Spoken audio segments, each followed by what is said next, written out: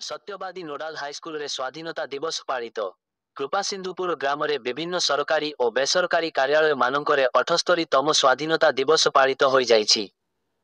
सेहीपरि कुकुड़ाखंती block अंतर्गत मसीहाखाली ग्राम पंचायत अधीन रे थिबा कृपासिंधुपुर सत्यवादी नोडाल हाईस्कूल रे परिसर रे अनुष्ठित स्वाधीनता दिवस अवसर रे भारप्राप्त प्रधान शिक्षक संतोष कुमार स्वाई मुख्य अतिथि रूपे जोग देई जातीय पताका उत्तोलन करथिले। विद्यालयर समस्त शिक्षक और शिक्षयित्री माने साई विभूति बेहेरा, लिबिता कुमारी नायक, उर्मिला कुमारी काजी, संध्या राणी रणा, दीप्ति राणी नायक, हर प्रसाद बिशोई, आदिकंद सार, मनोज कुमार दलाई, सरिता कुमारी नायक, किराणी सच्चितानंद साहू, कदम्बिनी नायक, नाइट वाचर सदानंद प्रधानों समेत बहु छात्र छात्री उपस्थित रही जातीय पताका उत्तोलन करथिले। जातीय संगीत गान करथिले। गंजाम रूपी कृष्णमूर्ति रिपोर्ट।